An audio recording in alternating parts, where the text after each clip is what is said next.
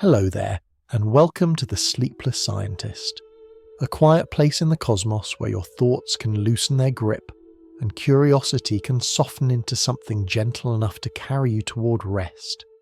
Tonight's journey is about light, not the harsh kind that wakes you up, but the kind that slips under doors, reflects off still water, and somehow carries the universe across unimaginable distances without ever getting tired.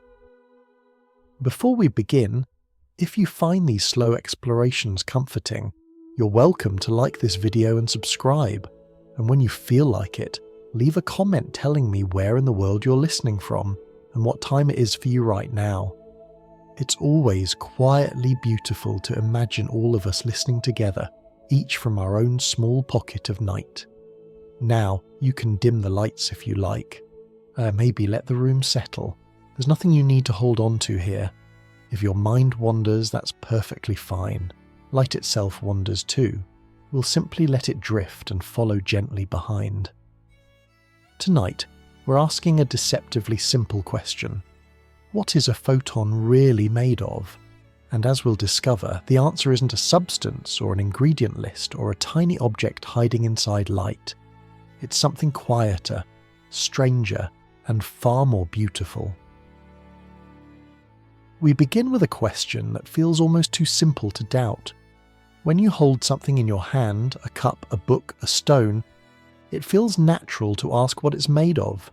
Wood fibers, paper, clay, molecules, atoms, smaller pieces stacked together like bricks in a wall. This way of thinking has served us well for most of human history. We've learned to take the world apart layer by layer, always expecting that beneath one thing there must be another, smaller thing doing the real work. A chair is made of wood. Wood is made of cells. Cells are made of molecules. Molecules are made of atoms. Atoms are made of particles.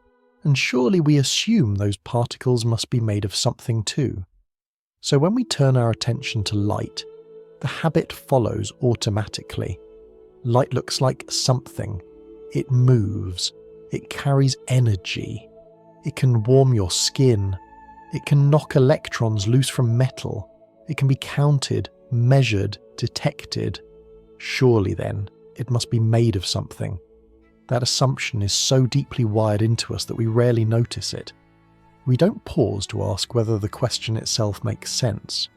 We simply ask it, the same way we would ask what bread is made of, or what rain is made of. But here is where the story begins to gently unravel. Because light does not behave like bread, it does not behave like rain. And, as generations of physicists slowly discovered, it does not behave like an object at all. A photon, the smallest unit of light we can meaningfully talk about, refuses to sit still inside our usual categories. It slips away from the idea of being a thing with parts. It doesn't have an inside you can open. It doesn't have edges you can point to. And when we try to imagine it as a tiny bead flying through space, something always goes wrong. The discomfort starts quietly.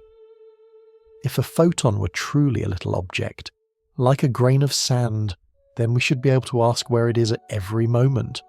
We should be able to picture it travelling along a path, carrying its contents from one place to another. We should be able to describe its journey the way we describe a thrown ball. But light resists this picture. Sometimes it spreads out like a wave, washing across space all at once. Sometimes it arrives in indivisible clicks, as if it cannot be broken into smaller pieces. Sometimes it behaves as if it took every possible path at the same time, only deciding how it travelled after it has already arrived. At first, these behaviours seem like odd exceptions, clever tricks nature plays at very small scales. But over time, scientists realised something far more unsettling. The problem wasn't that light was misbehaving. The problem was that we were asking the wrong kind of question. The question, what is it made of, quietly assumes that light is a thing in the same sense that matter is a thing. It assumes that reality is built from solid ingredients, stacked together like layers of a cake. It assumes that if we keep slicing finely enough, we'll eventually hit a fundamental substance. But light doesn't cooperate with this logic. A photon does not seem to exist as a little object travelling through space, waiting to be taken apart.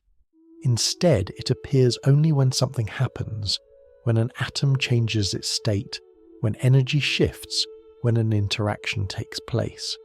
Rather than being a bead, the photon behaves more like a handshake. Not something that sits in one hand or the other, but something that exists between two participants, only for the duration of the connection. This is deeply uncomfortable for our intuition. We're excellent at thinking about nouns. We're less comfortable with verbs pretending to be nouns. Yet light seems to belong to the second category. It acts less like a thing you can store and more like an event that briefly takes shape and then disappears. Even the word photon can mislead us. It sounds like the name of a particle, something you could, in principle, scoop up and place on a scale. But the reality is subtler. A photon does not carry its energy the way a suitcase carries clothes. The energy is not inside it. The energy is the change that occurs when the photon appears and disappears. This realization marks a turning point. Once we accept that light may not be made of parts, the original question begins to soften. We stop asking what a photon is made of and begin asking what a photon does. What role does it play? What kind of event is it? Why does the universe allow such a thing to exist at all? From here, the story will move through centuries of confusion, argument, and quiet breakthroughs.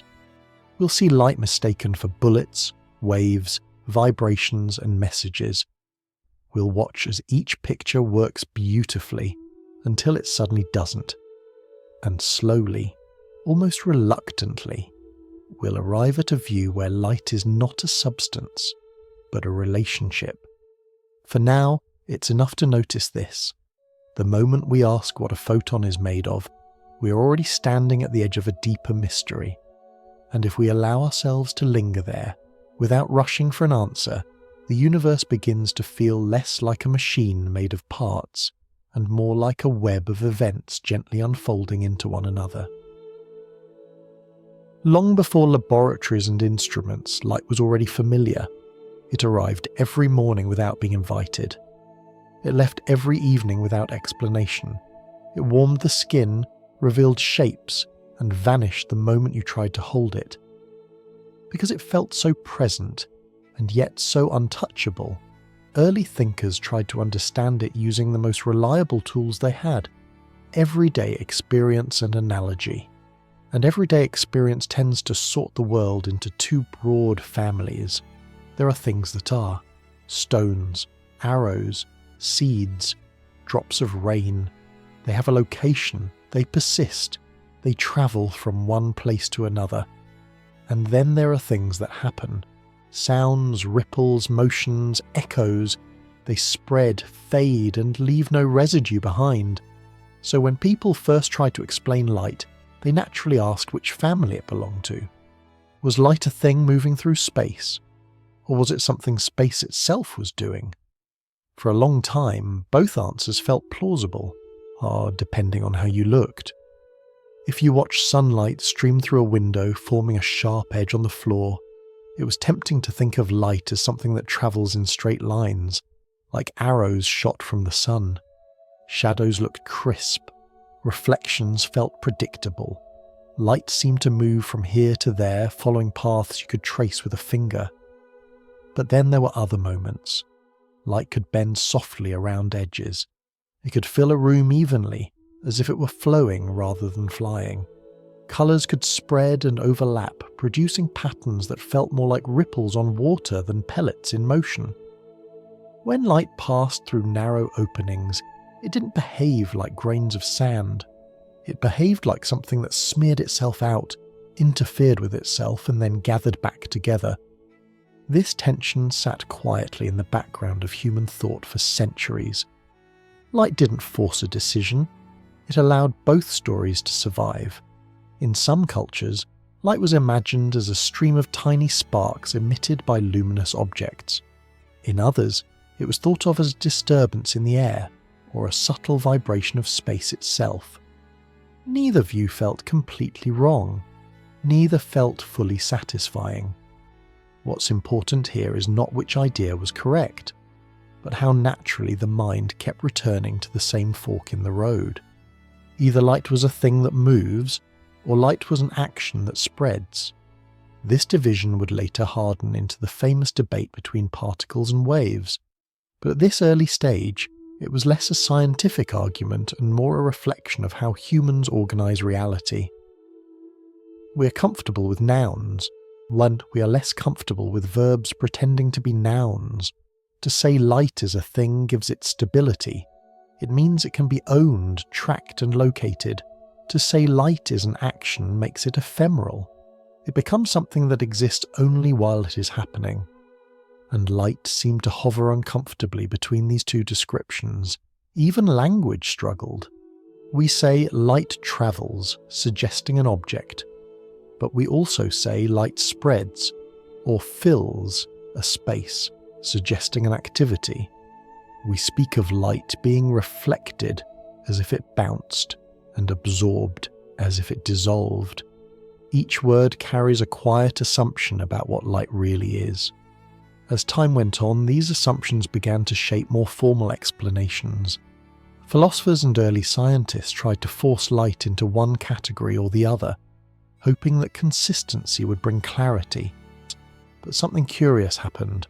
Every time light was treated purely as a thing, it behaved too fluidly. Every time it was treated purely as an action, it behaved too discretely. It was as if light refused to stay on one side of the line. This refusal is easy to miss if we jump too quickly into experiments and equations, but it matters deeply for the story we're telling, because it reveals that the confusion around photons didn't begin with quantum mechanics. It began much earlier, at the level of intuition. The problem wasn't that early thinkers lacked knowledge. The problem was that the available categories were too small. Light wasn't misbehaving, it simply didn't fit.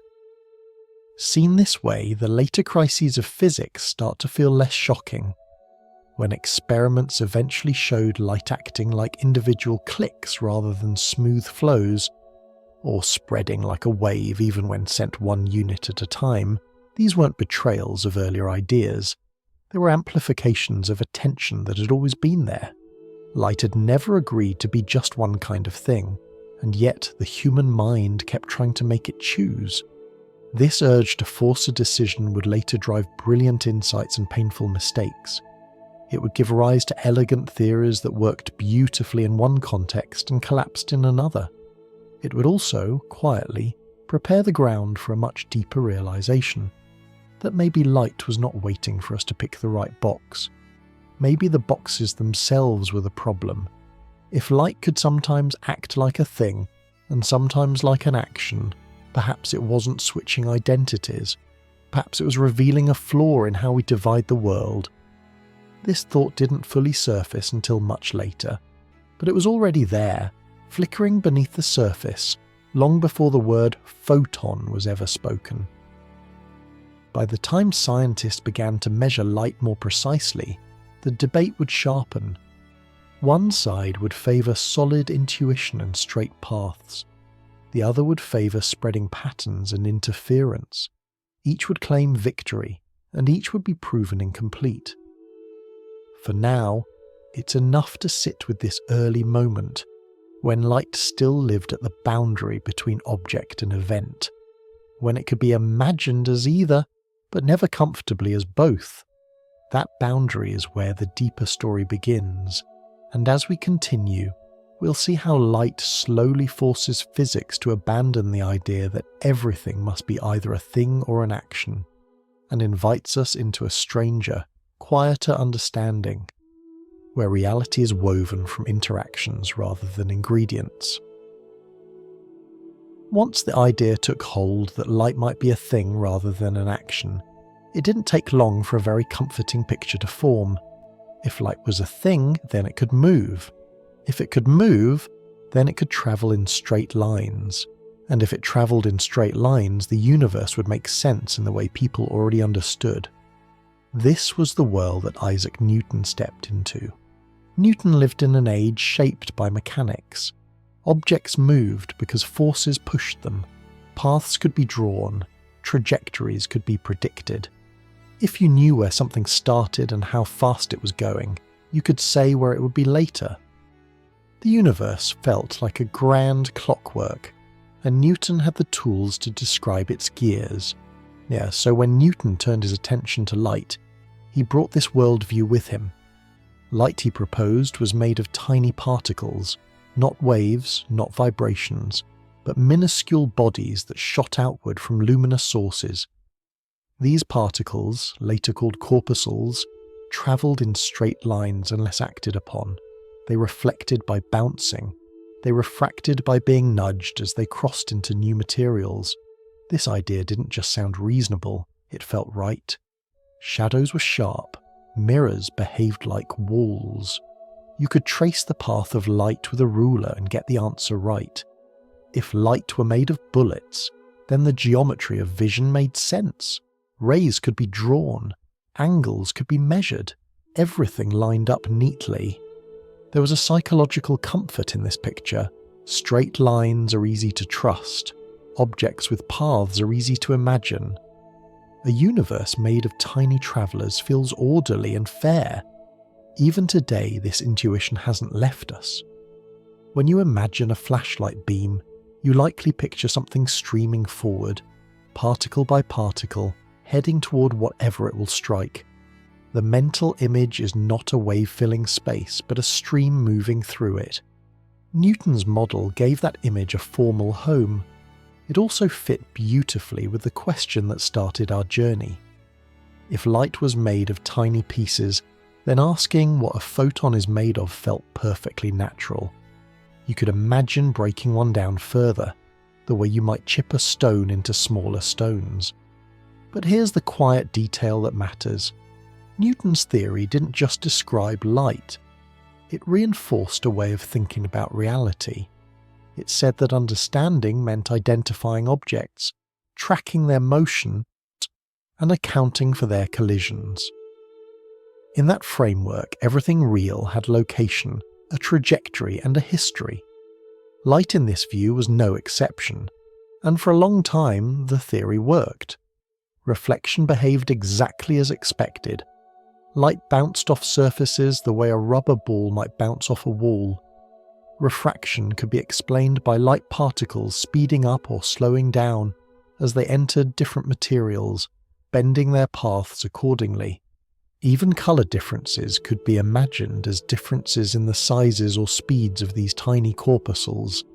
The success of this picture made it powerful. When a theory works, it becomes invisible. People stop questioning its assumptions and start building on top of them. Newton's authority also mattered. His laws described the motion of planets and falling apples with astonishing precision. If he said light was made of particles, who was going to argue? But nature has a way of remaining polite while quietly disagreeing.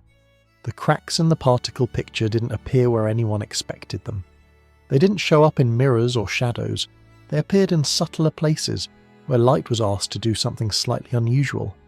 What happens when light passes through a very small opening? What happens when two beams overlap? What happens when light seems to cancel itself out? These questions were easy to ignore at first. They felt like edge cases, curiosities, details that could be explained later. But each one carried a small contradiction. Particles don't cancel each other. Particles don't spread out unless something pushes them. Particles don't create patterns of brightness and darkness by overlapping. And yet, light did all of these things. At first, defenders of the particle model tried to patch the theory. Maybe the particles interacted in strange ways. Maybe unseen forces guided them. Maybe the details were simply beyond measurement. This is a very human response. When a trusted picture begins to wobble, we tighten our grip rather than letting go. But the more carefully light was examined, the clearer the tension became. The very features that made the particle model so comforting. Straight lines, definite paths, localized positions, were the features light refused to obey in certain situations. Still, it's important not to judge this model too harshly. Newton's bullets weren't foolish. They were a reasonable attempt to extend a successful worldview. They matched everyday experience. They made the universe feel navigable and sane. They allowed people to think about light using the same mental tools they used for everything else. In many ways, the model was a victim of its own elegance, because once light was seen as a stream of tiny travellers, it became almost impossible to imagine it as anything else. The idea settled so deeply into intuition that even today, centuries later, we instinctively return to it. We draw rays, we talk about beams, we imagine photons as dots moving from point A to point B, and this is why the eventual collapse of this picture would be so unsettling. It wasn't just a scientific correction, it was an emotional one. Letting go of Newton's bullets meant letting go of a universe where everything real behaved like a small, manageable object. It meant accepting that some parts of reality don't have paths in the way we expect, that some things act without being things. As we drift onward, we'll watch this comfort slowly dissolve, not in a single dramatic moment, but through gentle, persistent contradictions that refuse to be ignored. Light will begin to behave less like a traveller and more like a presence, less like a thing moving through space and more like something space itself is participating in. And with that shift, the question of what a photon is made of will begin to loosen its grip, replaced by a deeper curiosity about what it means for something to exist at all. There are moments in science when the universe does not shout its disagreement. It whispers. The story of light behaving like a wave begins with one of those whispers. Imagine a calm surface of water. You drop 2 pebbles into it, a short distance apart, or each pebble sends out circular ripples. Where the ripples meet, something interesting happens. Sometimes the peaks of the waves align, lifting the water higher. Sometimes a peak meets a valley, and they flatten each other out. The water becomes strangely still at certain points, not because nothing happened, but because too much happened in just the right way. Now imagine trying to do this with particles.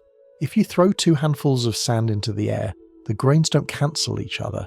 They collide, scatter, and fall. There is no place where adding more sand creates emptiness. Particles pile up. Waves erase themselves. This difference is subtle, but it is decisive.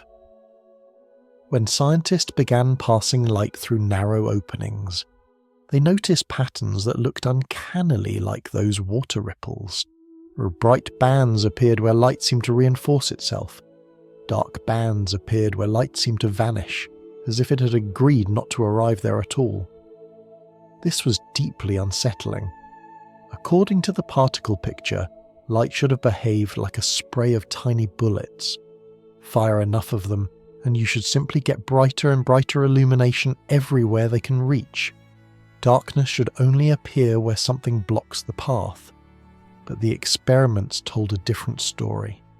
Light was arriving in places where it was expected to cancel itself out, and it was refusing to arrive in places where nothing was blocking it. The most striking version of this came from a simple setup, a barrier with 2 narrow openings and a screen behind it. When light passed through one opening at a time, each produced a simple spread of brightness on the screen. Nothing surprising there. But when both openings were opened together, something new emerged. A pattern of alternating bright and dark stripes appeared, as if the light from one opening somehow knew about the light from the other. This was not just strange, it was conceptually explosive. If light were made of particles travelling along definite paths, then each particle should go through one opening or the other, hit the screen, and add its contribution. There was no mechanism for particles to coordinate in a way that would create systematic darkness. Yet darkness appeared anyway. To make matters even more unsettling, this pattern persisted even when the light was dimmed until it arrived one tiny packet at a time. The stripes slowly built up, dot by dot, as if each individual arrival were somehow guided by a hidden wave. Light seemed to be behaving like a wave even when it arrived in indivisible units. This was not just a failure of Newton's bullets. It was a failure of the idea that light had a single, well-defined path before it was observed. In wave terms, the behavior made sense. Waves spread, they overlap, they interfere, they create regions of reinforcement and cancellation naturally, without effort or intention. Darkness in this picture is not the absence of activity, but the result of perfect balance. Light was doing exactly what waves do. But here is the quiet detail that makes this moment so powerful. Waves usually need something to wave in. Water waves need water, sound waves need air. Vibrations need a medium that can move back and forth. Light, however, was doing all of this in empty space. There was nothing obvious to ripple, no substance to compress and relax, and yet the patterns were undeniable. This left scientists in an uncomfortable position. The particle picture could not explain the interference. The wave picture explained it beautifully, but only by invoking something invisible and undefined to carry the motion. So the mind reached for a compromise. Perhaps light was a wave after all, but a wave travelling through a hidden medium. An all-pervading substance that filled space, unnoticed, allowing light to ripple the way water ripples on a pond. This idea felt necessary. Waves without a medium felt like music without air. But even before that invisible medium was fully imagined, something more unsettling was already becoming clear. Light did not just act like a wave sometimes. It acted like a wave even when it arrived one unit at a time. Each tiny arrival seemed to behave as if it were aware of both openings, as if it explored all possible routes before committing to a single point on the screen. This is not how objects behave. An object cannot go through two doors at once. A bullet cannot interfere with a bullet that hasn't been fired yet. A thing cannot cancel itself out. And yet, light did. At this stage in the story, it's tempting to jump ahead and name the phenomenon, to attach labels and explanations that would come much later. But it's worth lingering here, in the confusion, because this is where intuition truly begins to loosen. The universe was offering a gentle lesson. Not everything that produces effects needs to be a thing. Not everything that arrives needs to have travelled a single path. Not everything that exists fits inside our familiar boxes. Light, through its quiet patterns of brightness and darkness, was hinting that reality might be built from something more flexible than solid ingredients. What looked like emptiness on the screen was not nothing. It was the result of relationships, the outcome of overlapping possibilities shaping one another. Darkness was not the absence of light. It was light disagreeing with itself. This realization marks a profound shift. Once you accept that light can interfere with itself, the idea of a photon as a tiny pellet begins to feel strained. You can still try to hold on to it, but it requires more and more invisible rules, more and more hidden assumptions. The wave picture, by contrast, does not struggle here. It welcomes interference. It expects it. It explains it without apology. And yet, even this picture is incomplete. Because if light were only a wave, it should be divisible without limit. It should smear endlessly, arriving everywhere at once. But light arrives in discrete acts, in measurable exchanges, in indivisible moments. This tension, between spreading and clicking, between flowing and arriving, will soon force a deeper reckoning. For now, it's enough to recognize what these ripples quietly revealed. Light is not simply moving through space, it is participating in it, and in doing so, it is reshaping our understanding of what it means for something to exist. Once light had revealed its wave-like behavior, a new problem settled gently into the center of physics. Waves, as everyone knew, required something to wave. Water waves need water. Sound waves need air. Even vibrations in a string need the string itself to stretch and relax. A wave, by definition, seemed to be a shared motion of many small parts, passing energy along through a medium. So if light was a wave, then what was waving? The answer, at first, felt obvious. There must be something filling space, something subtle, invisible, and incredibly light. A background substance so refined that ordinary matter could move through it without noticing, yet sturdy enough to support waves travelling at immense speed. This hypothetical substance came to be known as the ether. The ether was imagined as everywhere and nowhere at once. It filled the space between stars, flowed through solid objects, and remained perfectly still while planets moved freely inside it. It had to be unimaginably rigid to allow light to travel so fast, yet offer no resistance at all to moving bodies. In other words, it had to be unlike anything else in nature. But for a time, that didn't seem like a flaw. It seemed like a necessity. Without the ether, waves of light would have no stage on which to perform. The interference patterns, the spreading, the cancellation, all of it seemed to demand a medium. The ether became the silent partner in every discussion about light, rarely questioned, quietly assumed. This is an important moment to pause. The ether wasn't invented because experiments demanded it. It was invented because intuition demanded it. Human thinking struggled to accept the idea of motion without substance. A wave without a medium felt incomplete, almost contradictory. The ether restored a sense of order. It allowed scientists to say, light behaves like a wave because something is waving. But as measurements grew more precise, a strange tension emerged. If the ether filled all of space, and Earth was moving through space, then Earth must be moving through the ether. That motion should have been detectable. Light travelling in the direction of Earth's motion should behave slightly differently from light travelling across it, just as sound behaves differently depending on wind. So scientists built experiments to detect this effect. They measured light travelling back and forth, sideways and forward, rotating instruments carefully, watching for even the smallest shift. If the ether existed, it would reveal itself as a gentle drift, a subtle difference, a whisper of motion. But the whisper never came. No matter how carefully the measurements were made, light behaved the same in all directions. It didn't care about Earth's motion. It didn't reveal any background current.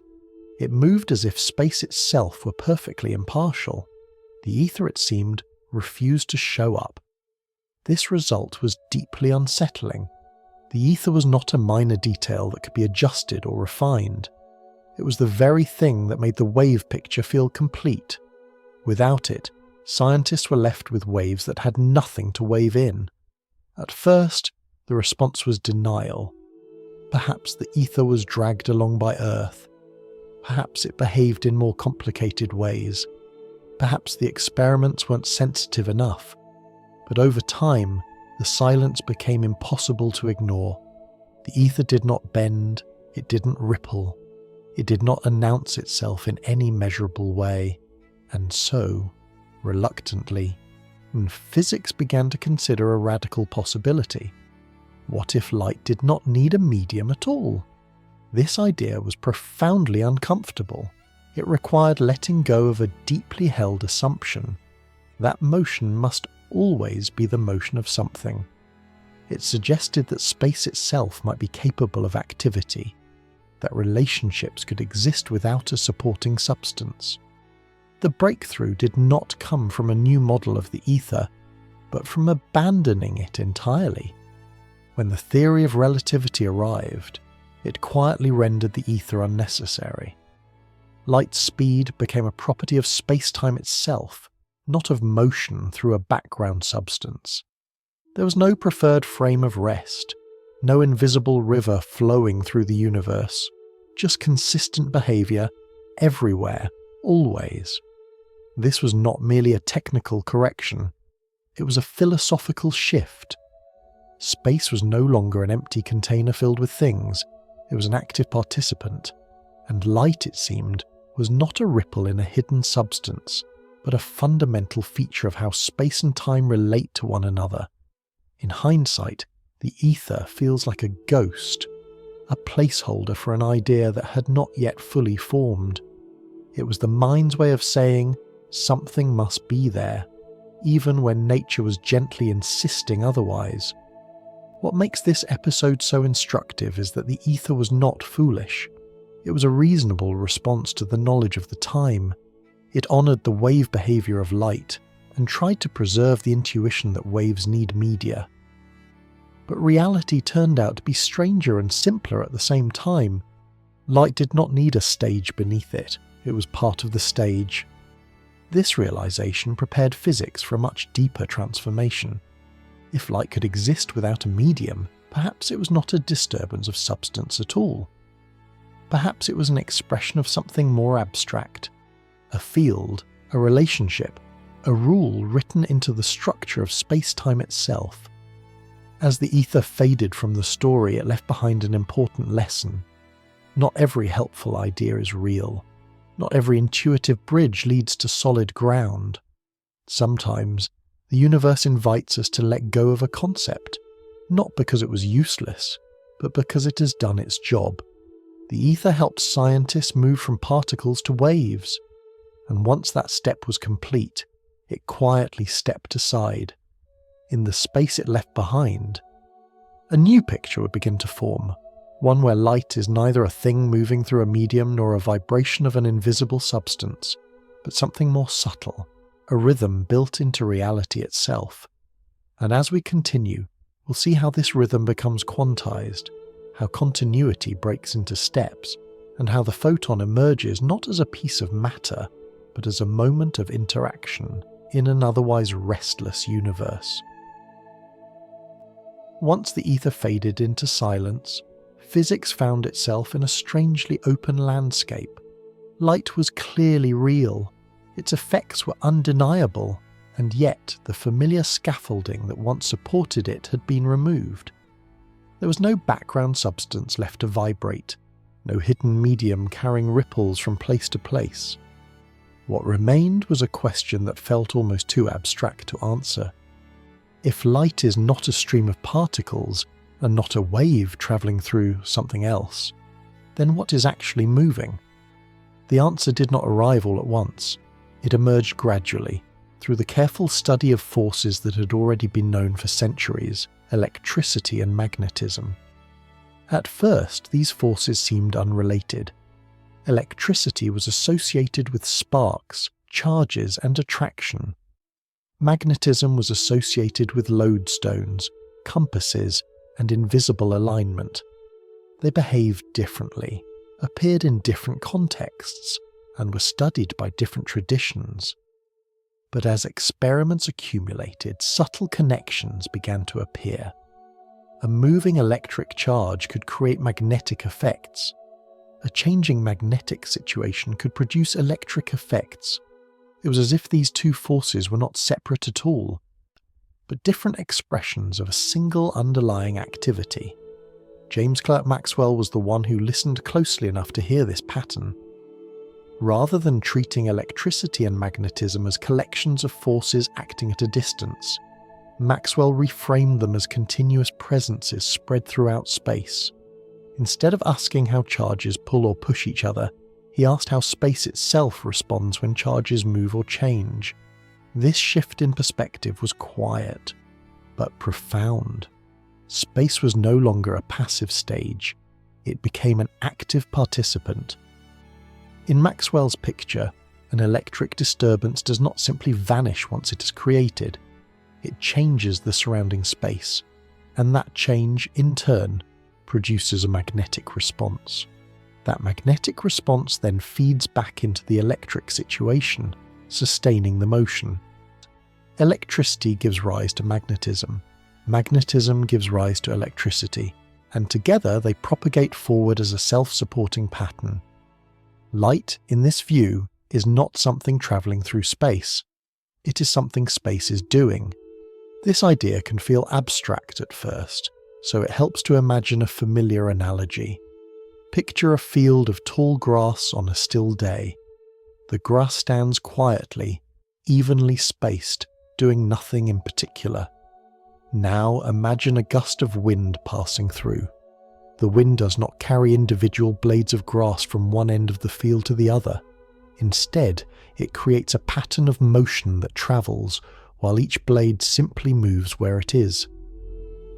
The wave is not a thing separate from the field. It is a coordinated motion of the field itself.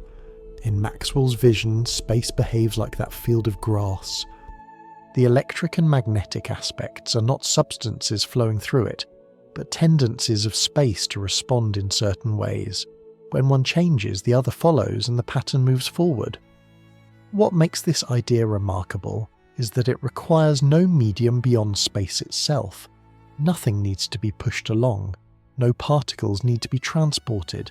The motion sustains itself through mutual interaction. Light becomes a choreography. This was a radical departure from earlier thinking. It explained why light could travel through empty space without resistance. It explained why no ether could be detected. There was no hidden substance to find because there was nothing hiding there. But Maxwell's insight carried an even deeper implication. If light is a pattern of changing fields, then its speed is not determined by how fast something is thrown. It is determined by how quickly space itself can respond. The speed of a light becomes a built-in feature of the universe, not a property of motion through a medium. This explains something that had puzzled scientists for a long time. Why light speed appears the same no matter how the source or observer moves. If light is not a projectile, then it does not add or subtract speed the way thrown objects do. It simply unfolds according to the rules of space and time. At this stage, the idea of light as a wave finally had a firm foundation, but it was not a wave in something. It was a wave of something more abstract, the electromagnetic field. And yet, as elegant as this picture was, it carried a quiet tension of its own. Fields are continuous. They can vary smoothly, taking on any value at any point. If light were purely a field phenomenon, it should be divisible without limit.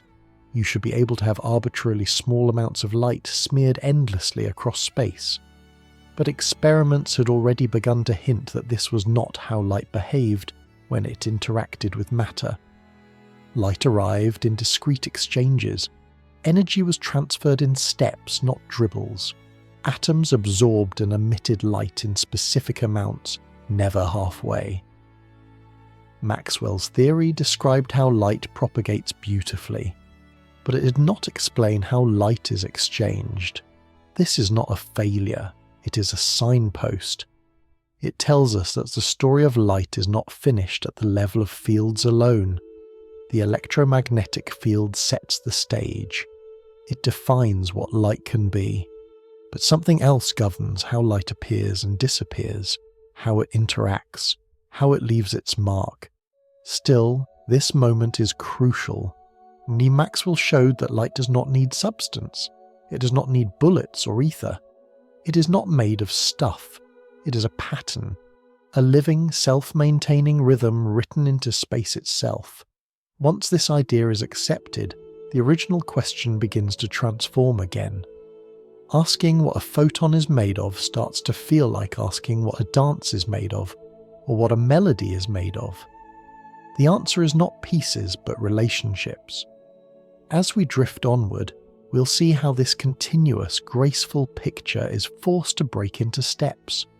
How smooth fields give rise to indivisible events, and how the photon emerges, not as a return to particles, but as a punctuation mark in an otherwise flowing universe. For now, it's enough to rest in this realization. Light is not carried, it is enacted. And space, far from being empty, is quietly alive with the possibility of motion. For a brief moment in history, It seemed as though the story of light had finally settled into place. Light was no longer imagined as tiny bullets. It no longer needed a ghostly medium to travel through. It had become a graceful, continuous pattern woven into space itself. The electromagnetic field felt complete. It was smooth, elegant, and deeply satisfying. It explained how light moves, how it spreads, how it reflects and bends. It painted a universe where change flowed continuously, like water pouring from one shape into another. But then, quietly, this picture began to crack. The problem did not arise from exotic experiments or extreme conditions. It appeared in something as ordinary as heated matter. When objects are warmed, they glow. A stove coil turns red. Metal grows orange, then white. Even before glowing visibly, warm objects emit invisible radiation that carries heat away. This process had been observed for centuries. What puzzled physicists was not that it happened, but how the energy was distributed across different colours of light. According to the continuous field picture, energy should spread smoothly. If light is a wave-like disturbance, then as an object heats up, it should be able to release energy in endlessly divisible amounts, across all possible frequencies without restriction. When scientists followed this logic through carefully, something alarming emerged. The theory predicted that as frequency increased, the emitted energy would increase without bound. Higher and higher colours should carry more and more energy, endlessly. The mathematics insisted that hot objects should release infinite energy, mostly in extremely high-frequency light. This was not just slightly wrong, it was catastrophically wrong. In reality, objects do not emit infinite energy. They glow in predictable ways. Their radiation peaks at certain colours depending on temperature, then fades away at higher frequencies. There is a natural cutoff. Nature refuses to pour energy into ever finer ripples. This mismatch became known as the ultraviolet catastrophe, not because ultraviolet light was dangerous, but because the theory itself collapsed there. It predicted a universe that could not exist. What's important to notice is what failed. It wasn't the idea of fields, it wasn't the idea of waves, it was the assumption of continuity. The equations treated energy as something that could be sliced thinner and thinner, shared out in arbitrarily small amounts. Nature, it turned out, did not agree. At first, physicists tried to patch the problem. Maybe the calculations were missing something. Maybe matter behaved differently at small scales. Maybe the high-frequency radiation was somehow suppressed. But the pattern persisted. The universe seemed to be saying something simple and stubborn. Energy does not flow like water. It moves in steps. The breakthrough came from an idea that was initially offered almost apologetically. Instead of assuming that energy could be exchanged in any amount, imagine that there was a smallest possible unit of action. Imagine that systems could only gain or lose energy in discrete portions like coins instead of liquid. This was not proposed because it felt elegant. It was proposed because nothing else worked. With this assumption in place, the catastrophic prediction vanished. The energy distribution matched observations. The glow of heated objects made sense again. What had changed was not the behaviour of light in space, but the behaviour of light in interaction. This distinction matters deeply. Light could still propagate as a smooth field. It could still spread and interfere and bend. But when it came time to exchange energy with matter, to be emitted or absorbed, it did so in indivisible acts. Continuity survived in motion, but not in transaction. This realization quietly rewrote the rules of physics. It suggested that the universe is not built from endlessly divisible flows, but from events. Moments where something happens all at once or not at all. Energy changes hands in packets, not drips. At first, this idea felt like a technical trick, a mathematical convenience. Few suspected how deeply it would reshape our understanding of reality, but already the seeds were planted. If energy comes in steps, then light cannot be purely continuous. If light is exchanged in indivisible acts, then those acts deserve a name. And if those acts are fundamental, then perhaps light itself is not a substance, but a sequence of events. This is where the notion of the photon begins to take shape, not as a particle flying through space, but as a unit of interaction, a punctuation mark in the ongoing conversation between fields and matter. The ultraviolet catastrophe is often remembered as a failure of theory, but it is equally a success of listening. Nature did not shout its rules. It simply refused to behave the way smooth equations demanded, and in that refusal, it revealed something profound. The universe is gentle, but it is not infinitely soft. It allows waves, but it counts actions. It flows, but it clicks. As we move forward, this clicking will become impossible to ignore. We'll see how light arrives in indivisible exchanges, how colour becomes a measure of energy itself, and how the photon steps fully into view, not as a return to Newton's bullets, but as something far stranger and more subtle. For now, it's enough to sit with this quiet collapse of continuity. The smooth picture of light was beautiful, but beauty alone was not enough. Reality demanded structure. The idea that energy moves in steps did not arrive with confidence. It arrived with hesitation. When the proposal was first made, it was not meant to overturn the nature of reality. It was meant to solve a bookkeeping problem, a way to make the numbers behave, a temporary fix that could be set aside once something better came along. But the universe has a habit of keeping the ideas that work. The suggestion was simple, almost modest. Perhaps energy cannot be exchanged in arbitrary amounts. Perhaps it comes in fixed portions, like coins that cannot be divided beyond a certain point. A system may give up one coin, or two, or three, but never half a coin. This idea immediately resolved the runaway predictions that had plagued earlier theories. Heated objects now glowed in a controlled way. A high-frequency radiation no longer exploded toward infinity. Nature seemed relieved. Still, many hoped this was merely a trick, a convenient assumption, not a statement about how the world truly is. Then light itself stepped forward and refused to let the idea go. There was a curious observation that had been puzzling scientists for some time. When light shines on certain materials, it can knock electrons loose. But this effect didn't behave the way a smooth wave should. If light was simply a continuous field, then increasing its brightness should eventually push electrons free, regardless of colour. More light means more energy, after all. Yet experiments showed something strange. Below a certain colour threshold, no electrons were released at all, no matter how bright the light was. Increase the brightness as much as you like, and nothing happened. But change the colour slightly, shifting toward higher frequency light, and suddenly electrons popped free instantly, even at low brightness. Brightness, it turned out, controlled how many electrons were released. Colour controlled whether release happened at all. This was deeply counterintuitive.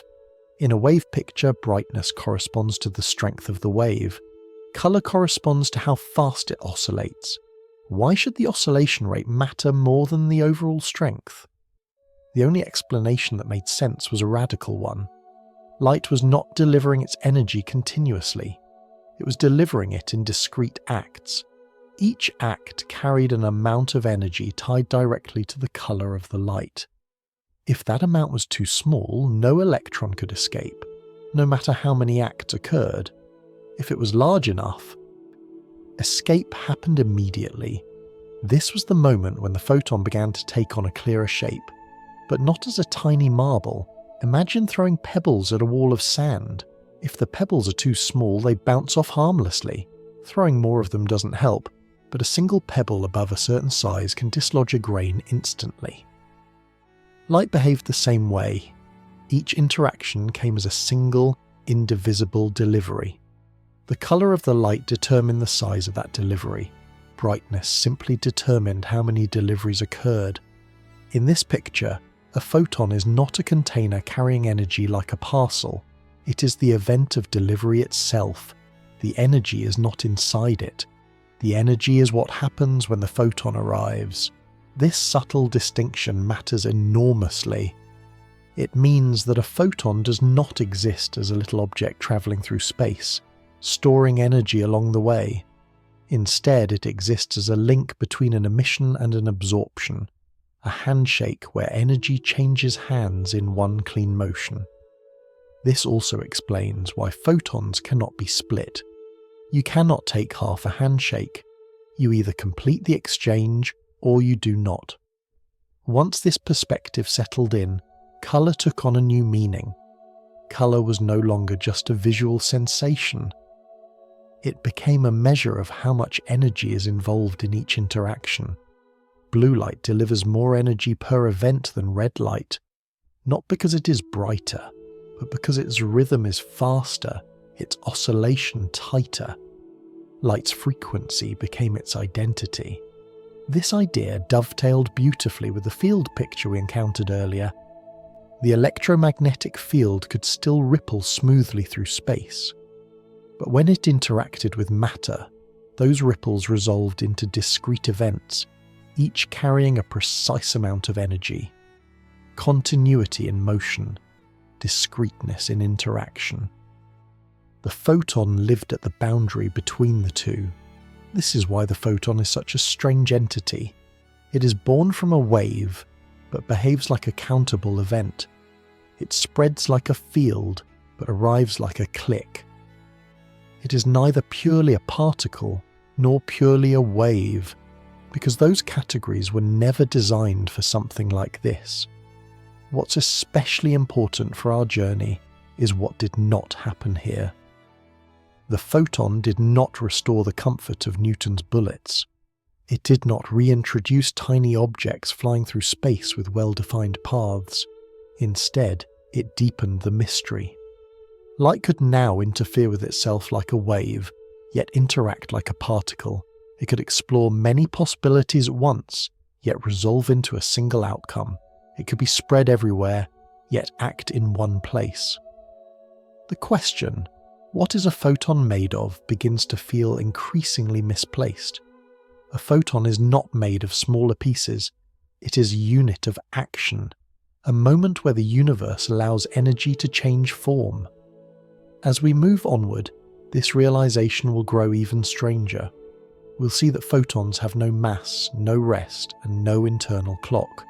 That for them, time and distance collapse into something almost meaningless, and that their existence is inseparable from the structure of space and time itself. For now, it's enough to rest with this quiet shift. Light is no longer just a wave filling space. It is no longer a thing flying through it. It is an agreement, a counted exchange, a precise, indivisible moment, and from these moments, the luminous world quietly emerges. There is a simple idea that feels almost obvious. If something exists, it can slow down, stop, and sit quietly in one place. A book rests on a table. A cup waits where it was placed. Even moving objects feel like they are temporarily active, as if stillness is their natural state. Light does not share this option. A photon has no state of rest. There is no version of a photon that is simply there, waiting patiently. It cannot pause, hover, or settle. The moment it exists, it moves. And it does not merely move quickly. It moves at the fastest pace the universe allows. This is not because it is energetic or eager. It is because there is no slower way for it to be. To understand why, well, it helps to gently reconsider what mass means. Mass, in its quietest sense, is what allows something to sit still. It is what gives an object the option of rest. A stone has mass, so it can lie on the ground. A cloud has mass, so it can drift slowly. Even particles far smaller than atoms can, in principle, be at rest if nothing disturbs them. A photon does not have this option. Without rest mass, there is no frame of reference in which a photon is standing still. There is no perspective from which it can say, "I am here, not moving." Motion is not something that happens to light. Motion is what light is. This leads to a strange but profound conclusion. A photon is not a thing that moves through space. It is something that exists as motion. Because it cannot rest, it also cannot gradually speed up or slow down. There is no range of possible speeds for light. There is only one, the maximum speed that space and time allow, not as a limit that light struggles to reach, but as the only state that is available to it. This is why we never see light creeping, drifting, or arriving late. It does not build up speed. It does not lose momentum. From the moment it appears, it is already moving in the only way it can. At this point, it becomes tempting to imagine light as a tireless traveller, racing endlessly across the cosmos. But even this image quietly smuggles in assumptions that don't quite fit. Travel usually implies duration. A journey usually implies time passing for the traveller. And here, something even stranger emerges. As objects move faster and faster, time behaves differently for them. Wall clocks carried along with motion tick more slowly compared to clocks left behind. This effect is small at everyday speeds, but it grows as motion becomes more extreme. For a photon, the situation reaches a limit. There is no ticking clock that can accompany light. No internal rhythm marking moments along its path. From the perspective of the universe, light crosses vast distances, but from the perspective of the photon itself, a perspective that cannot quite be constructed, yet still guides our understanding. There's no passage of time at all. Emission and absorption collapse together. The moment light is created and the moment it is absorbed are not separated by an internal duration. They are two ends of a single event. The distance between them exists for us, for stars, for planets, for atoms. But for the photon, there is no in-between to experience. This is not because time has stopped. It is because time never began. This realization gently dissolves another familiar picture. If a photon does not experience time, then it doesn't experience a journey. There's no sense in which it travels from a source to a destination step by step. The idea of a path becomes something we assign after the fact, a geometric description rather than a lived sequence. Light connects places without inhabiting the space between them in the way objects do. This helps explain something that once seemed paradoxical. How can light interfere with itself? How can it explore multiple possibilities? How can it behave as if it knows about obstacles placed in its way? Because it is not moving through space as a thing, and it is establishing a relationship across space as an event. When a photon is emitted, it does not set out on a long voyage. It establishes a connection between a change that happens and a change that will happen. The space between is part of the description, but not part of the experience. In this sense, the photon is better understood as a link rather than a traveller. This does not mean that light ignores space or distance. Those features matter enormously for what happens at each end of the connection. They shape probabilities, they influence geometry, they determine how likely an interaction is to occur. But they do not form a sequence of moments for the photon itself. This is why the phrase, "a particle defined by motion," is not poetic exaggeration. It is a literal description. A photon has no properties that exist independently of its motion. Its energy is tied to how rapidly it oscillates. Its identity is bound to its direction and frequency. Without motion, there is nothing left to describe. And this brings us back once again to the question that began our journey. What is a photon made of? At this stage, the answer is becoming clearer by subtraction. It is not made of substance, It is not made of smaller parts. It is not made of material waiting to be unpacked. It is made of a rule that says some interactions happen without rest, without delay, and without an internal clock. A rule that allows the universe to connect distant events instantly in its own language, even though those connections unfold across space and time for everything else. Light is not fast because it is energetic. It is energetic because it has no other way to exist. As we let this idea settle, something else begins to shift. Motion stops feeling like something that happens inside space. It begins to feel like something that defines space itself, and the photon, once imagined as a tiny object racing along a path, starts to look more like a thread woven directly into the fabric of reality. In the quiet that follows this realization, distance and duration loosen their grip. We begin to see why light plays such a central role in shaping our understanding of the universe, and we prepare to step beyond particles altogether, into a view where fields and relationships take center stage. When we imagine a journey, we imagine a sequence, a beginning, a middle, and an end. Even the simplest trip, walking across a room, contains a flow of moments. First a step, then another, time passing quietly as distance is covered. This picture is so deeply rooted in experience that it feels universal. Everything that moves, we assume, experiences time as it goes. But light does not agree to this assumption. As motion becomes more extreme, time begins to behave in unfamiliar ways. Clocks carried along with high-speed motion do not tick at the same rate as clocks left behind. The faster something moves, the more gently its internal time slows.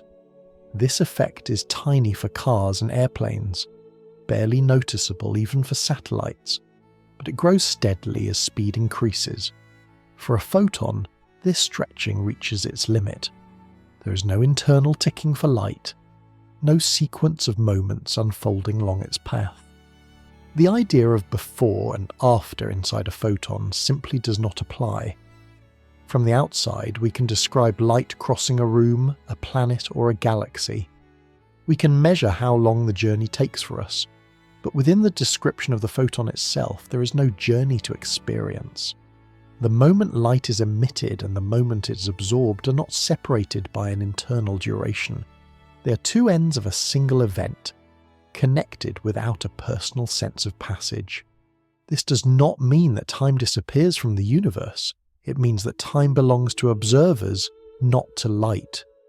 This distinction is subtle, but it changes everything. If a photon does not experience time, then it does not experience distance in the usual way either. Distance is something we measure by comparing positions over time. Remove the ticking clock, and distance loses its role as a sequence of steps. Light does not cross space the way a traveller crosses a landscape. It does not pass through each point, lingering briefly before moving on. Instead, it establishes a relation between where it is created and where it is absorbed. The space in between still matters. It shapes probabilities. It influences direction and geometry. It determines which paths are possible and which are blocked. But it does not form a lived corridor for the photon. This idea can feel unsettling, because it asks us to abandon a picture that feels almost instinctive. We want to imagine light moving along a path, inch by inch, moment by moment. But this image quietly assumes the very thing light lacks, an internal clock. Once that assumption is removed, the image dissolves. This is why it can be helpful to think of the photon not as a traveller, but as a connection. When an atom emits light, it changes state. When another atom absorbs that light, it changes state in a corresponding way. The photon is not something that sits in between these changes, carrying energy like a parcel. It is the rule that allows these two changes to be linked. In this sense, emission and absorption are not separate events stitched together by a journey. They are two aspects of one larger event, viewed from different places in space and time.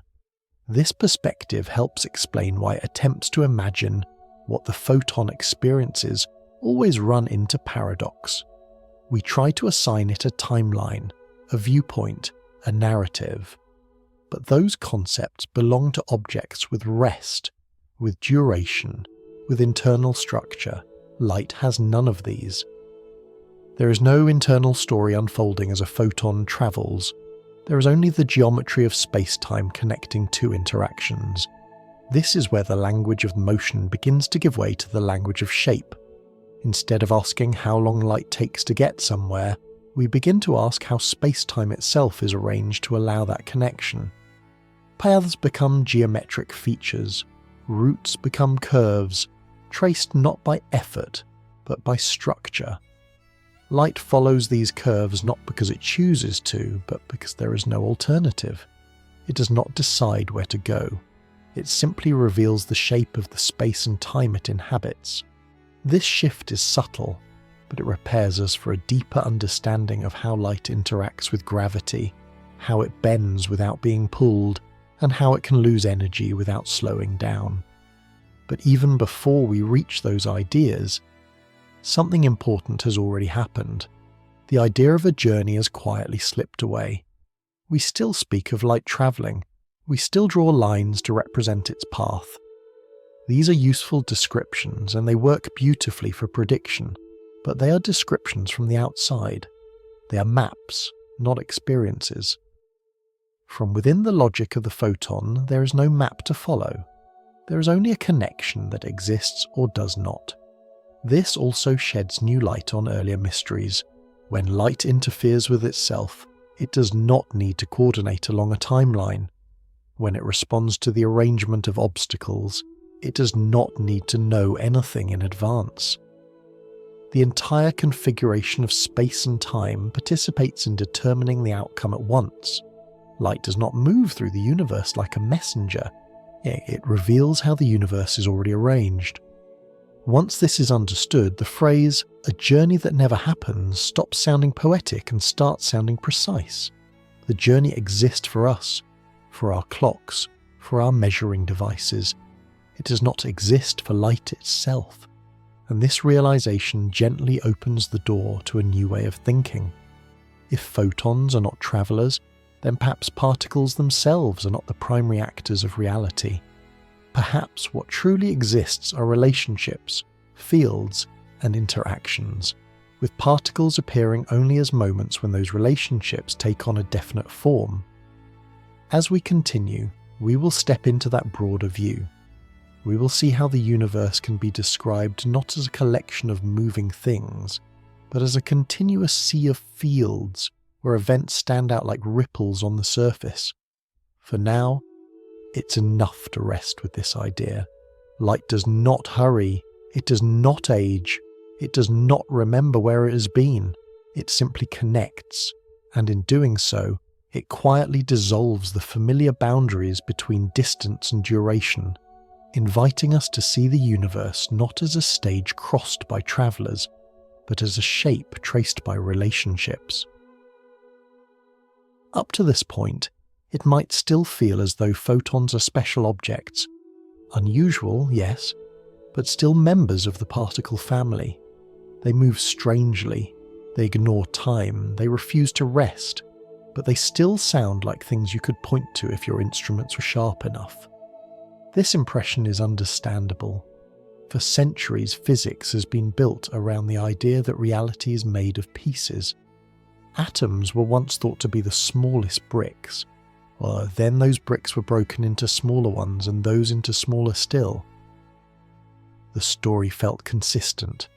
Find the tiniest objects and you find the foundation of everything. But as light and matter were studied more closely, a different picture began to emerge, one that quietly inverts this logic. Instead of particles being fundamental, it appeared that something else lay beneath them, something continuous, invisible, and always present.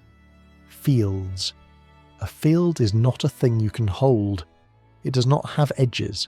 It does not sit in one place and leave another empty. A field exists everywhere at once, carrying the potential for activity at every point in space. An easy way to imagine this is to think of the surface of a calm ocean. Even when nothing is happening, the water is still there. It fills every part of the basin. It has depth, tension, and the ability to respond. A wave is not an extra object added to the ocean. It is something the ocean does when disturbed. In this view, particles are not the water. They are the waves. The universe, according to modern physics, is filled with fields in the same way an ocean is filled with water.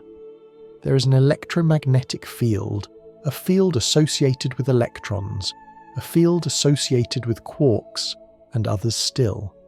These fields are not layered on top of space. They are woven into it. Wherever there is space, there are fields. This is a profound shift. Space is no longer an empty container waiting to be filled. It is already full. Most of the time, these fields sit quietly in their lowest possible state. Nothing dramatic happens, no particles appear, no energy is exchanged. But the potential is always there. When conditions are right, a field can be excited. A small region can rise above its quiet background, forming a localized disturbance. That disturbance is what we call a particle. In this picture, a photon is not a tiny object traveling through an empty void. It is a brief excitation of the electromagnetic field, a ripple that stands out, moves, and then fades back into the background. This helps explain several puzzles at once. Why can light spread out so easily? Because it is not squeezing through space like a solid object. It is a pattern unfolding within something that is already everywhere. Why can photons pass through one another without colliding? Because waves on an ocean do not block each other. They overlap, combine, and move on. Why do particles seem to appear and disappear? Because they are not permanent residents of the universe. They are events, temporary expressions of underlying fields. This perspective also changes how we think about matter itself. Electrons, protons, and other familiar particles are not little beads that exist independently. They too are excitations of their respective fields. What we experience as solid matter is a complex choreography of fields interacting, reinforcing certain patterns and excluding others. From this vantage point, particles are rare. Fields are common. Everywhere you look, the fields are already there. The particles you detect are just moments when the fields become loud enough to notice. This is why it becomes misleading to say that particles are the building blocks of reality. They're more like notes played on an instrument. The instrument exists whether or not a note is sounding.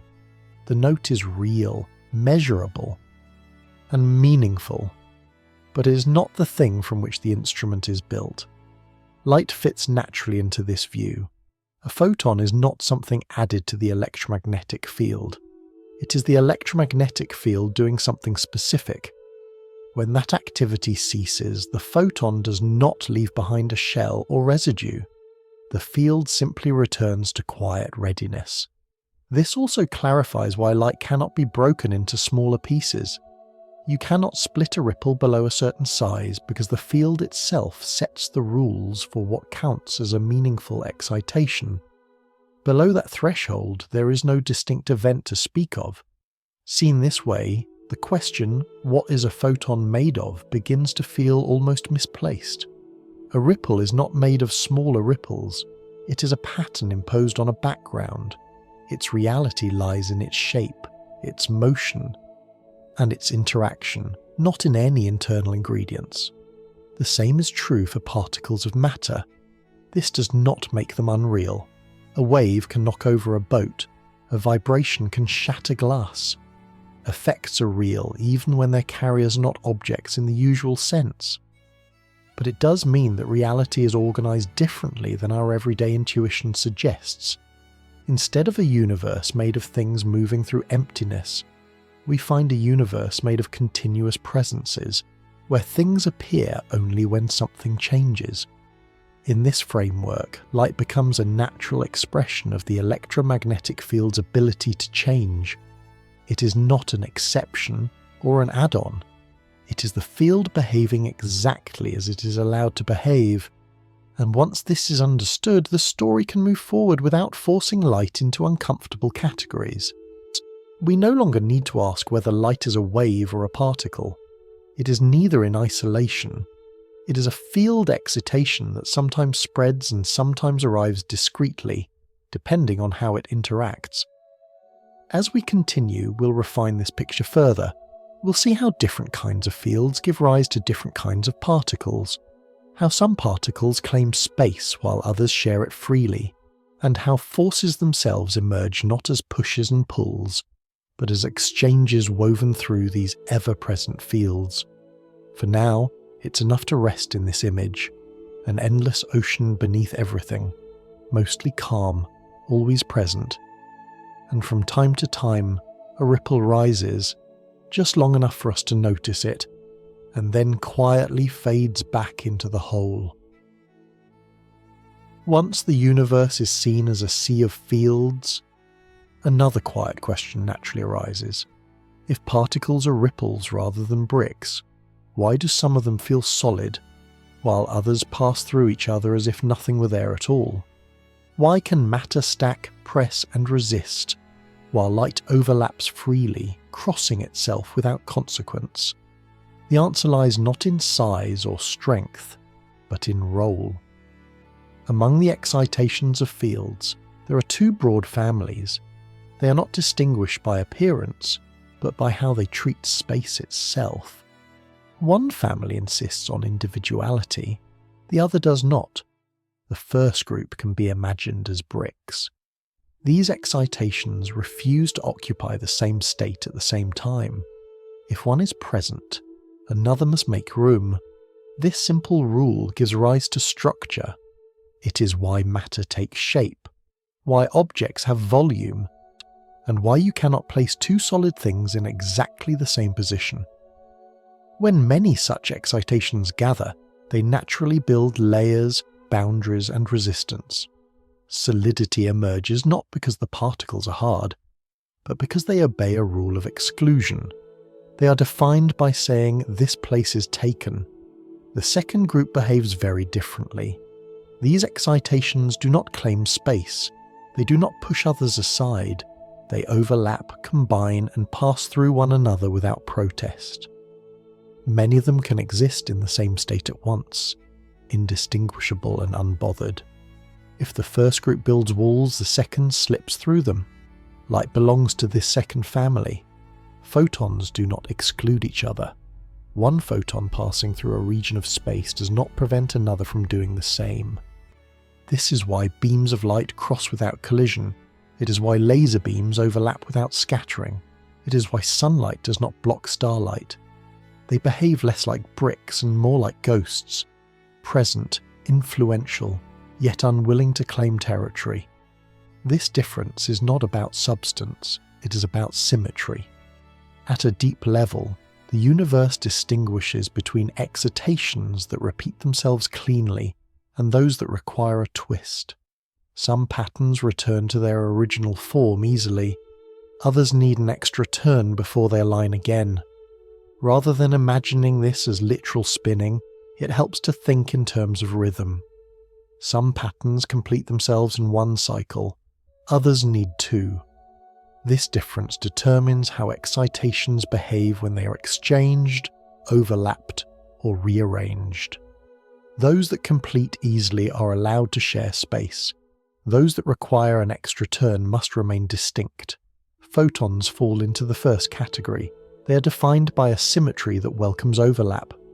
Their identity does not depend on exclusivity. This is why light can pile up without becoming solid. Increasing brightness does not cause resistance. It simply increases the number of overlapping excitations. Matter, by contrast, becomes denser and harder to compress because its excitations insist on separation. Seen this way, solidity is not a property of material substance. It is a consequence of rules about sharing. This distinction also explains why light behaves so differently from matter when it comes to motion.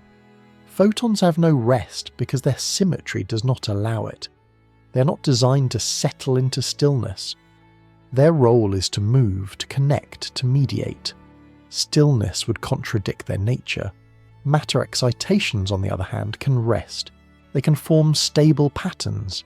They can linger in place and build structures that endure.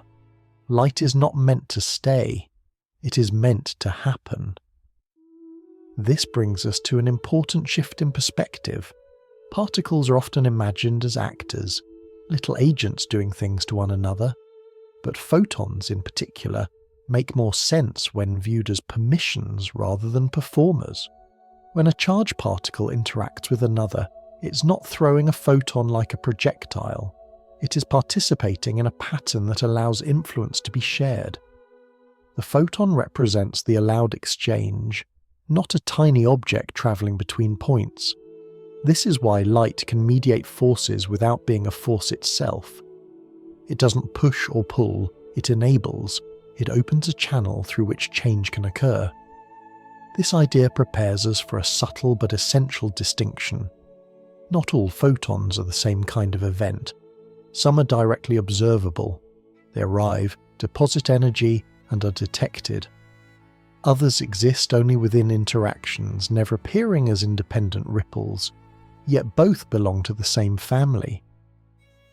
The difference is not in their nature, but in their role within a given interaction. Some exchanges rise above the background and announce themselves. Others remain internal, bookkeeping entries in the universe's quiet accounting. Light, in all its forms, remains a mediator. It does not build matter. It does not occupy space. It does not insist on presence. It passes, overlaps, and connects. By understanding this, the old image of photons as tiny bullets finally dissolves. What replaces it is something gentler and more accurate. Photons are not bricks of reality. They are the spaces between bricks. They are the rules that allow bricks to influence one another. As we continue, this idea will deepen. We will see how interactions themselves are built from exchanges that never quite become objects, how forces emerge from conversation rather than contact, and how the universe holds itself together not through solid connections, but through an invisible, constant exchange of permission. For now, it is enough to rest with this contrast. Matter stands still and claims its place. Light moves freely and shares all places. One builds the stage, the other carries the story across it. It is tempting to imagine forces as invisible hands, like gravity pulls, electricity pushes, magnetism tugs and twists. These images feel intuitive because they mirror our everyday experiences with contact and effort. But once particles are understood as excitations of fields, these images begin to feel slightly off. Fields do not reach out and grab one another. They do not shove or yank across empty space. Instead, something subtler happens. Interactions occur through exchange. When two charged particles influence each other, nothing physical leaps the gap between them in the way a thrown object would. There is no tiny rope, no stretching arm. What exists instead is a pattern of allowed change, mediated by the electromagnetic field. This is where photons return to the story, not as visible flashes of light, but as the quiet language of interaction itself. To understand this, imagine two people negotiating across a table. No one reaches across and moves the other directly. Instead, information is exchanged. Words, gestures, expressions. Each response shapes the next. The outcome emerges from conversation, not contact. Electromagnetic interaction works in much the same way. Charged particles continuously adjust to one another by participating in an ongoing exchange mediated by the field. The photon represents one unit of this exchange, not a physical messenger travelling back and forth, but a bookkeeping entry that ensures the interaction remains consistent with the rules of the universe. This is why it can be misleading to picture photons being fired like projectiles between particles. That image suggests a sequence of tiny impacts. In reality, what exists is a shared pattern of influence spread across space and time. Some of these exchanges rise above the background and become visible. When an atom releases light that travels freely and is later absorbed, we call that a real photon. It leaves its source, moves through space, and announces itself with energy and colour. But most exchanges never do this. Most photons involved in interactions are never seen, never detected, and never arrive anywhere on their own. They exist only within the interaction itself, as internal steps in the negotiation between fields. Rather than thinking of these as particles at all, it is more helpful to think of them as conversations. They are not objects with a path. They are moments of agreement. This distinction helps resolve a common confusion. If photons mediate electromagnetic forces, why don't we see flashes of light every time two electrons repel each other? Because not all exchanges are meant to become independent events. Some remain internal, shaping outcomes without ever standing alone. A useful way to think about this is to imagine a ledger. In any complex transaction, many internal adjustments happen that never appear on a receipt. Only the final balance is visible. The internal steps still matter.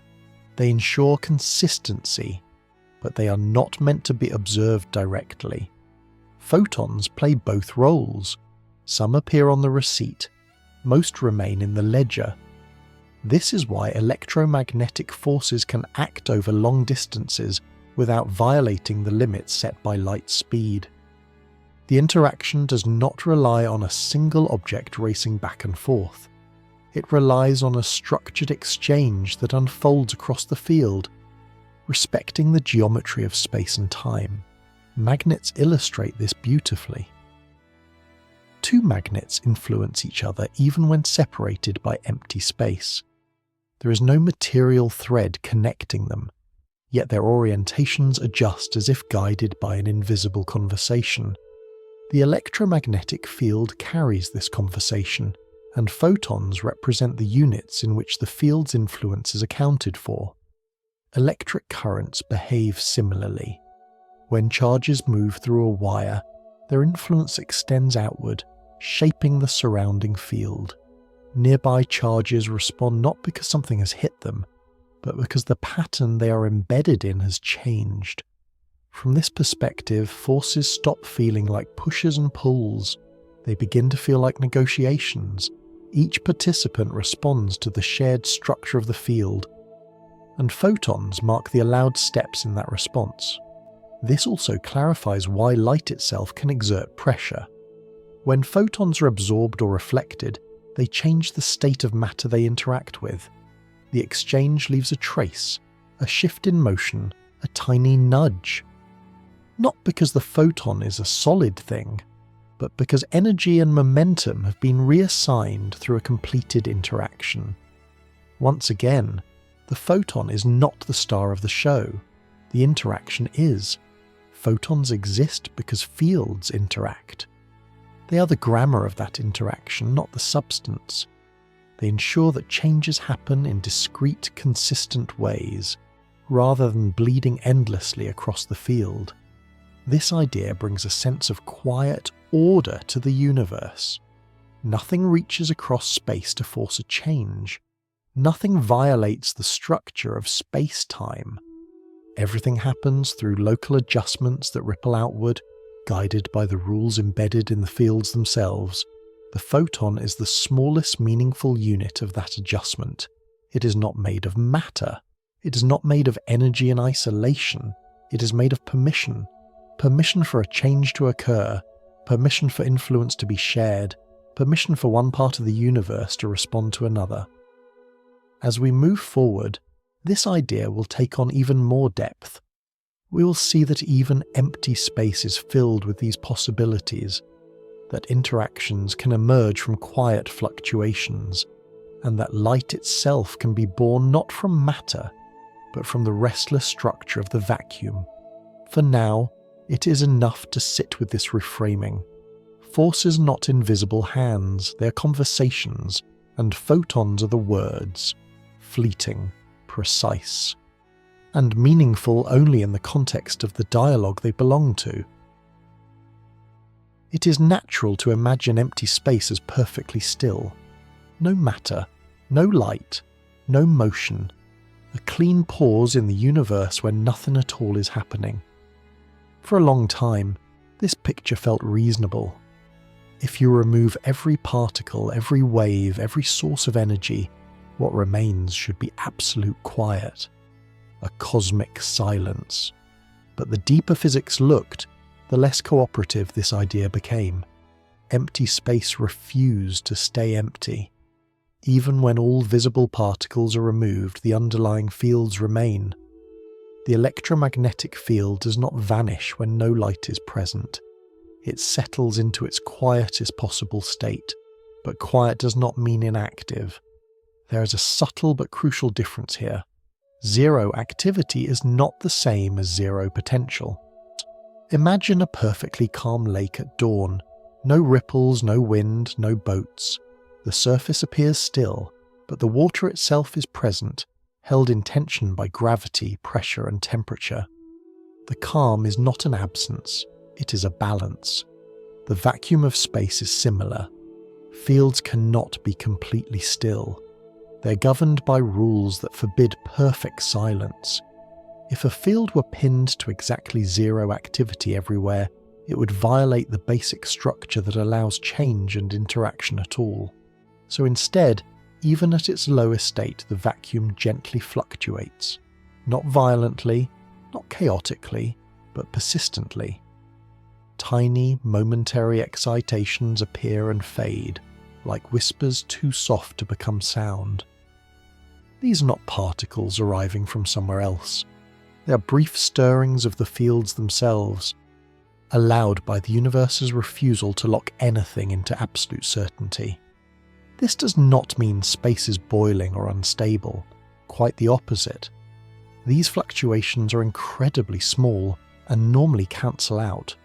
Most of the time, they leave no trace, but their presence matters. It means that empty space has structure. It can respond, it can exert influence, it can even push back.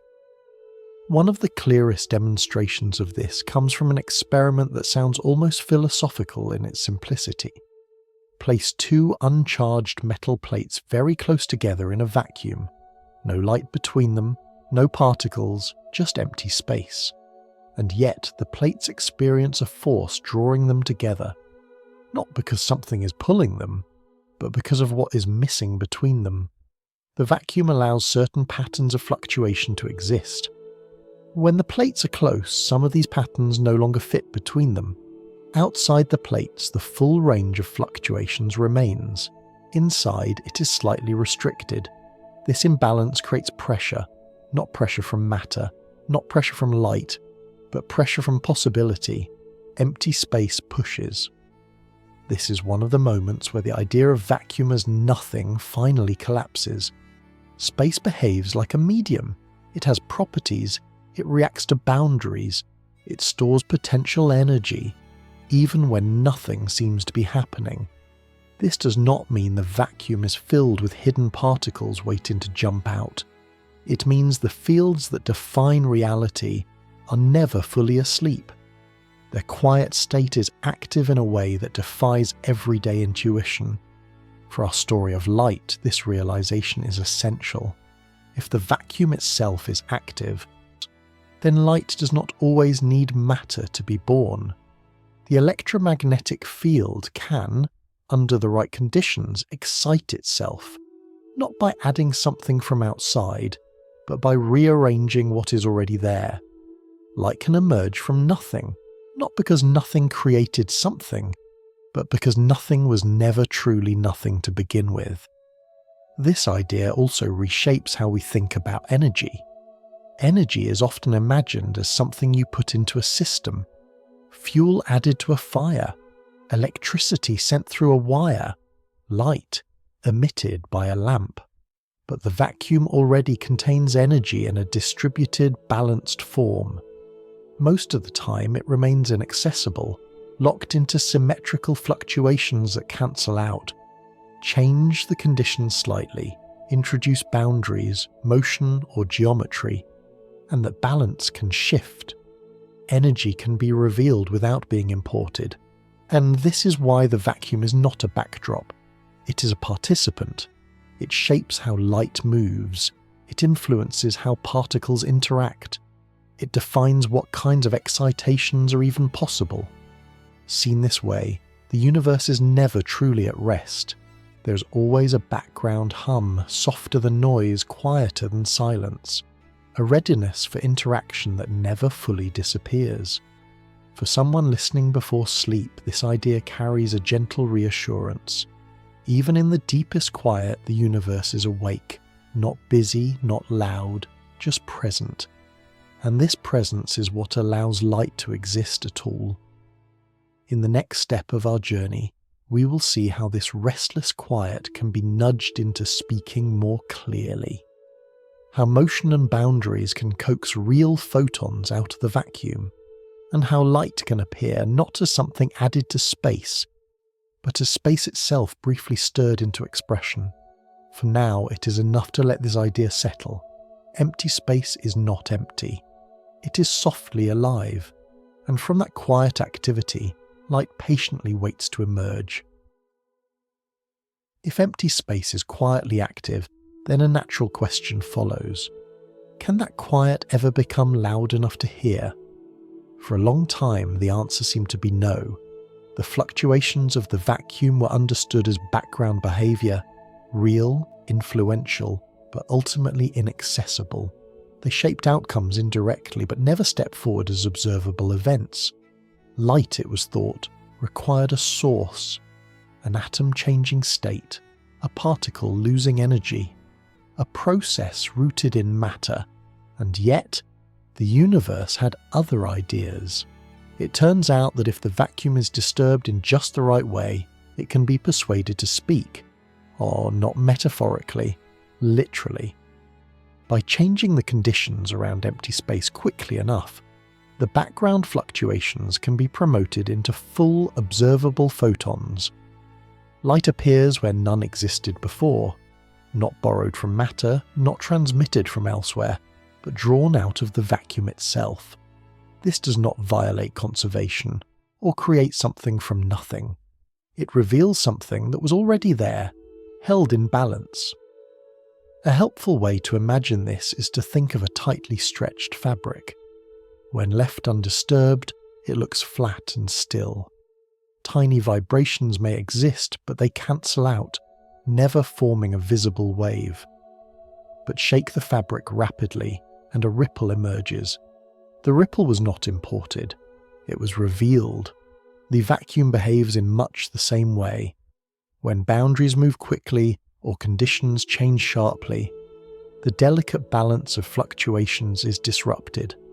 Some of the background activity can no longer cancel itself cleanly. The result is a real excitation of the electromagnetic field, a photon that can be detected. What matters here is not force, but timing. The disturbance must happen faster than the vacuum can quietly adjust. If the change is slow, the background simply adapts and remains silent. If it is fast enough, the vacuum cannot keep up, and light appears. This phenomenon is sometimes described using intimidating language, but at its heart, it is remarkably gentle. Nothing explodes, nothing breaks. The universe simply responds to being nudged too quickly to remain perfectly balanced. Light, in this case, is not emitted by matter. It is released by structure. This realization brings several threads of our story together. If photons are excitations of fields and fields are always present, then light does not require a material source in the traditional sense. It requires a change, a rearrangement of conditions that allows a ripple to stand out. The vacuum, once thought of as absence, becomes a reservoir of potential expression. This also deepens our understanding of why photons feel so unlike objects. objects persist. They remain identifiable even when nothing is happening. Light, by contrast, appears and disappears depending on context. It exists when the field is excited and vanishes when the excitation fades. Seen this way, a photon is less like a bead and more like a spark. A spark is not made of fuel alone. It is a moment where conditions align, tension, motion and structure briefly combine to produce something visible. Light behaves the same way.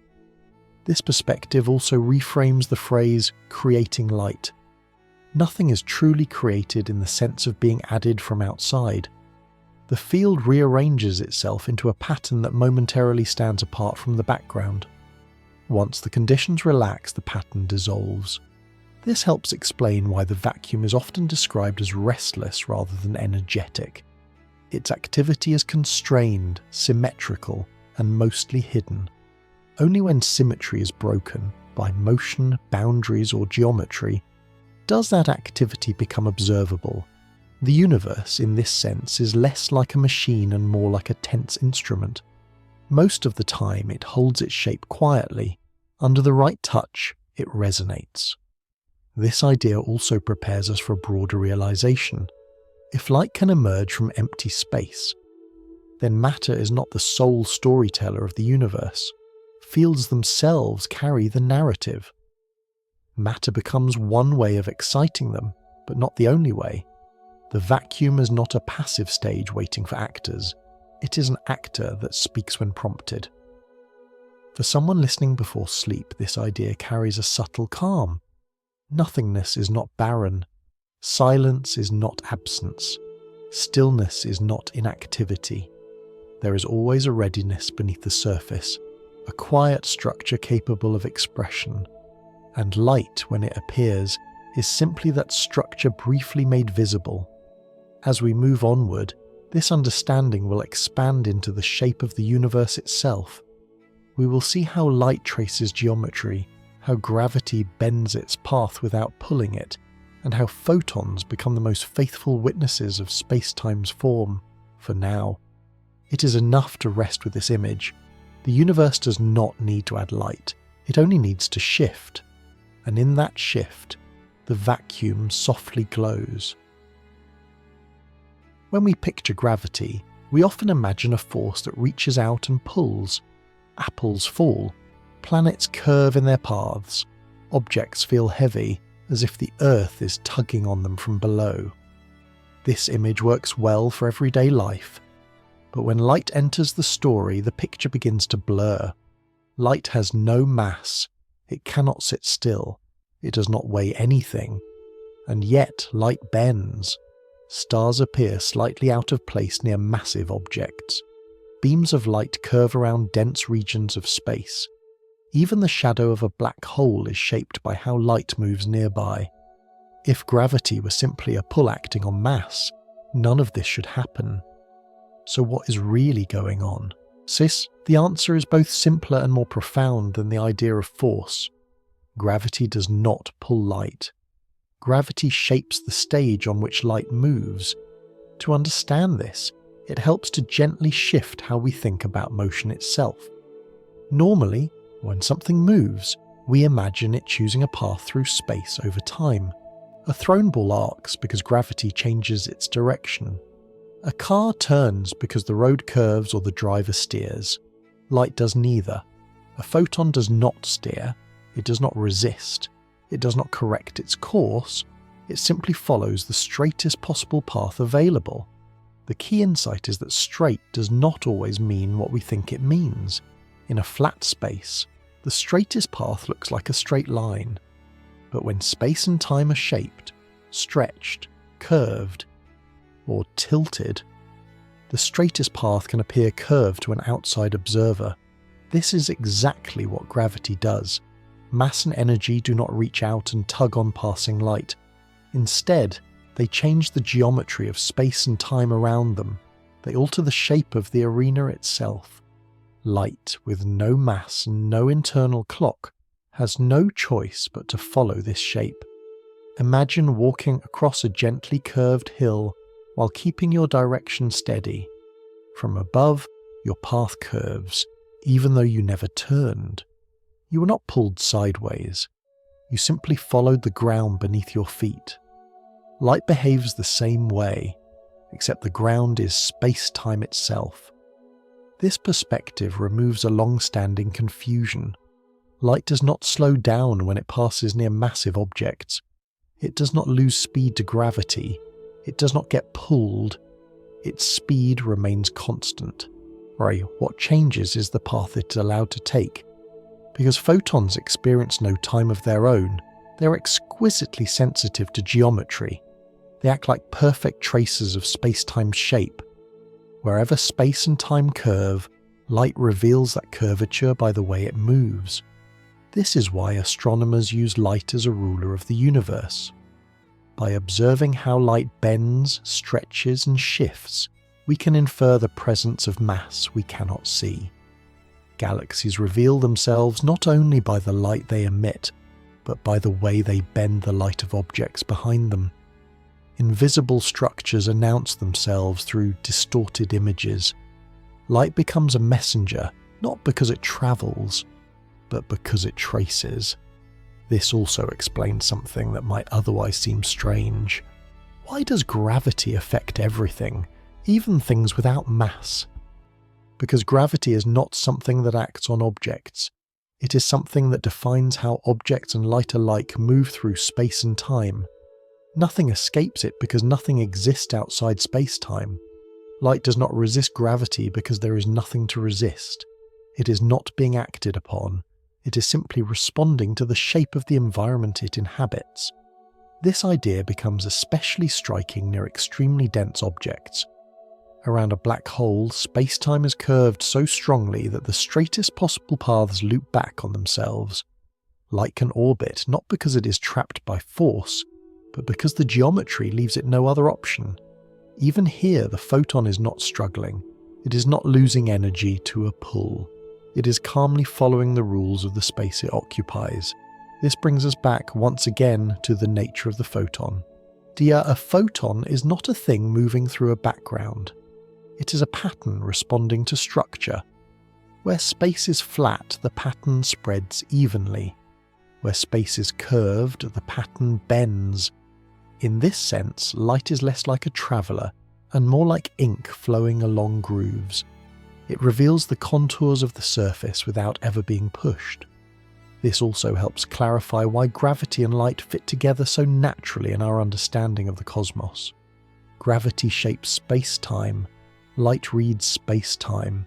Together they form a quiet partnership. One defines the geometry, the other makes it visible. As we continue, we will see how this partnership leads to subtle shifts in light's colour and energy as it moves through changing geometry, how light can lose colour without slowing down, and how extreme curvature can stretch light to its limits without breaking the rules that define it. For now, it is enough to rest with this image. Light is not pulled by gravity, it is guided by shape, and in tracing that shape, photons become the universe's most faithful witnesses, silent, weightless, and precise. Once light is understood as a tracer of geometry, a curious question naturally arises. If gravity does not pull on light, and light never slows down, then how can light ever lose energy? After all, we regularly observe light arriving weakened. Colours shift, frequencies stretch. Radiation that began energetic and bright can arrive faint and red, as though something has been taken from it along the way, yet its speed remains unchanged. This apparent contradiction dissolves when we remember what truly defines a photon. A photon is not identified by how fast it moves. It is identified by its colour. Colour is not decoration. It is the measure of energy itself. When light changes colour, it changes what it is, without changing how it moves. To see how this happens, imagine walking across a gently stretching surface. You keep the same pace. Your steps do not slow. But the ground beneath you expands, subtly increasing the distance between where each step lands. Over time, the pattern of your motion changes, even though your effort remains constant. Light experiences something similar. When space-time stretches or curves, the rhythm of the electromagnetic field stretches with it. The oscillations that define a photon's identity become more spread out. The light grows redder, not because it has slowed down, but because the geometry it travels through has changed. This process is called redshifting, but the name is less important than the idea. Light fades not by losing speed, but by losing tightness. This happens in several distinct but related ways. Near massive objects, space-time curves steeply. Light climbing away from these regions must adjust to the changing geometry. As it moves outward, the rhythm that once fit snugly into the curved environment stretches. The light emerges with a lower frequency, carrying less energy than before. Nothing stole that energy. It was redistributed by geometry.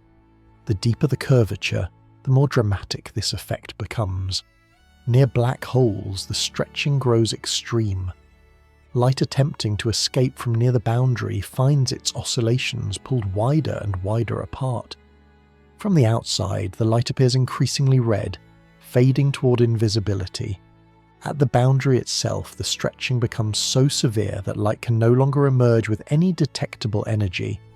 It is not destroyed, it simply becomes infinitely diluted.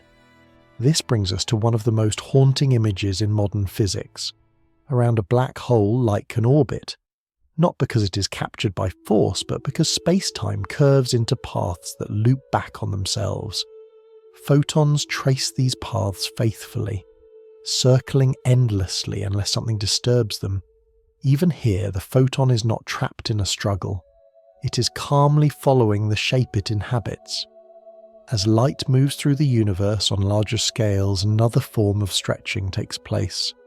The universe itself is expanding, space is not static. The distances between galaxies grow over time. As light travels across these expanding distances, the very fabric it moves through gently stretches. The oscillations of the electromagnetic field stretch with it. The result is the same. Light arrives redder than it began. Again, no energy is stolen in a local sense. There is no friction with space, no drag. The change arises because the geometry of space-time has evolved between emission and absorption. This is why colour, not speed, is the true currency of light's energy. Photons always move at the same pace. They change identity by changing rhythm. This perspective also softens one of the most troubling questions surrounding black holes. If light fades to nothing as it approaches a black hole's boundary, is information lost? The answer, carefully framed, is no. Information is not destroyed. It is transformed. The photon's frequency stretches, its energy thins, its signal becomes harder to detect. But the rules governing its behavior remain intact. The interaction between geometry and field follows precise patterns, even when those patterns lead beyond our ability to observe. What appears lost is not erased. It is encoded in structure. This idea extends beyond black holes. Throughout the universe, information is preserved not in the persistence of objects, but in the consistency of relationships.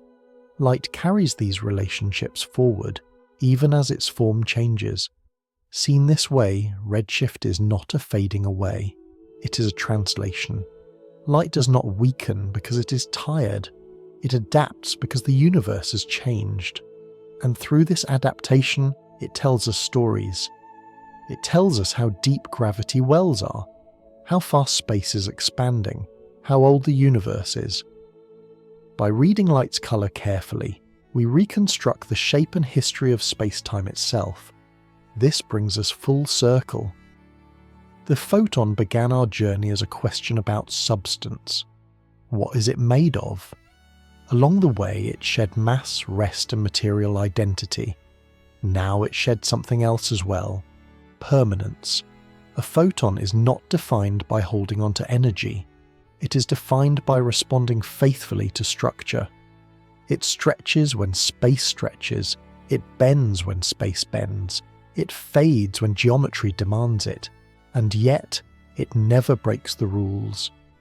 As we prepare to step into the final part of our journey, the focus will shift once more. We will see how light participates in connections that defy classical ideas of separation, how time and order blur at the edges of measurement, and how the photon at its deepest level may be less a thing than a thread, weaving causality through the universe. For now, it is enough to rest with this image. Light does not slow, it does not vanish, it changes colour, and in that gentle change the universe quietly reveals its shape. At the beginning of our journey, the question sounded simple. What is a photon made of?